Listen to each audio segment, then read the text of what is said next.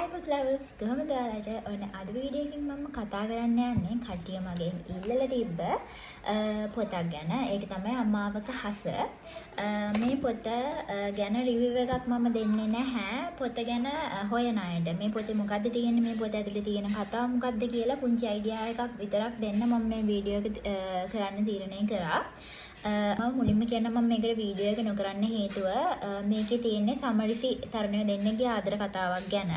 ඉතින් ලංකාවේ සංස්කෘතිය, සભ્યත්වය සහ මගේ වීඩියෝස් ඉස්කෝලේ යන නංගිලා මල්ලිලා බලන නිසා මම හිතුවා මේ ගැන රිවිව් එකක් නොදී පොත ගැන අයිඩියා එකක් විතරක් පොත ගන්න කැමති කවුරු හරි ඉන්නවා නම් හරි මේ පොතේ මොකද්ද තියෙන්නේ කියලා දැනගන්න කැමති කවුරු හරි ඉන්නවා නම් හරි යාලට අයිඩියා එකක් දෙන්න.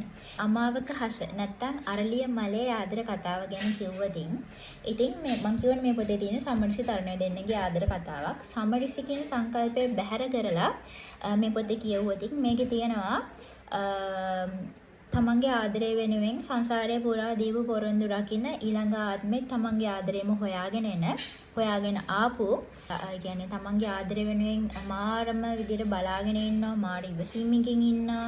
ඒ වගේම හරිම පරිණත ලව් ස්ටෝරි එකක් මෙතන තියෙනවා. මේක ෆැන්ටසි ස්ටෝරි එකක් ළමයි.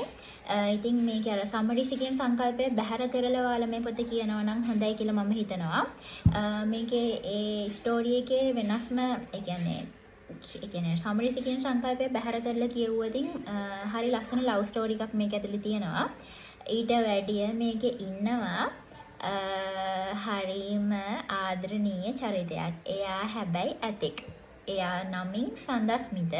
තමන්ගේ අයිතිකාරයා තමන්ගේ ස්වාමියා වෙනුවෙන් තමන්ගේ අම්මවත් මරන්න තරම් තමන්ගේ ස්වාමියාට ආදරය කරපු අමාවක රාත්‍රියක ඉපදුන සඳස්මිතයක්. ඉතින් සඳස්මිත කියලා කියන්නේ තමන්ගේ ස්වාමියා වෙනුවෙන් තමන්ගේ ස්වාමියා අකාලේ මැරෙනවා නෙමෙයි මරනවා.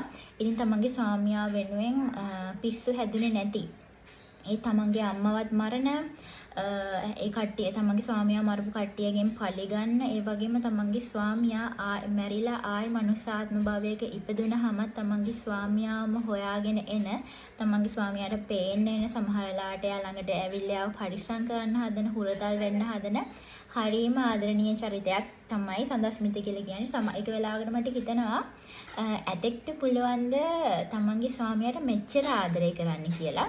ඇත්තටම සඳස්මිත තමයි මේ පොතේ ඉන්න අහිංසකම චරිතය. හරිම ආදරණීය. යාගේ ස්වාමියාට හරිම ලෙන්ගතුයි ආදරේ. තමන්ගේ ස්වාමියාගෙන් මාරම කැපකිරීමක් කරලා තියෙනවා. එයා සංසාරේ ලොකු බැඳීමකටත් අහු වෙනවා. ඒ කියන්නේ මේ පොත කියවන්න නොකියපු කෙනෙක්ට මේක සමහරට තේරෙන්නේ නැති වෙයි.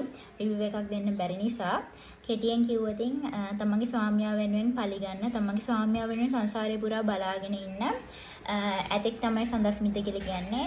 ඒ වගේම මේක අරලිය මලේ ආදර කතාව කියලා කිව්වනේ. ඒකට හේතුව මේ පොතේ තියෙනවා හරිම ලස්සන වැකි කිහිපයක්. ඒ තමයි අරලිය මල් මම කැමතිම මල්. අරලිය මල් මං ආදරයට දෙන මල්. ඒ නිසාම තමයි මේක අරලිය මලේ ආදර කතාව කියලා ගොඩක් කට්ටිය කියන්නේ.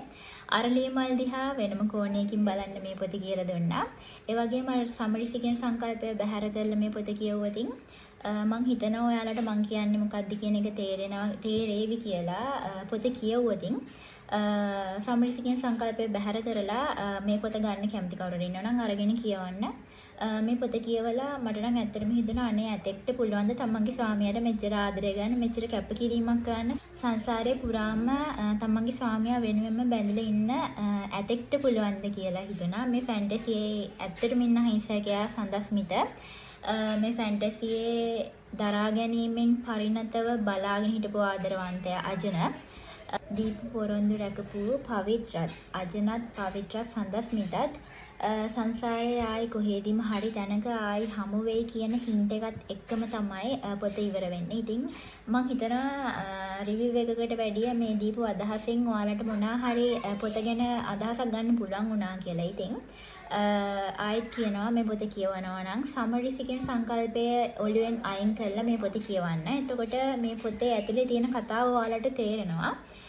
ඉතින් මං ආයෙත් කියනවා අරලිය මල් මම කැමතිම මල්, අරලිය මල් මං ආදරයට දෙන මල්. එහෙනම් තවත් අලුත් පොතක වීඩියෝ එකක් අරගෙන මම ගිහින් යන්න. බයි.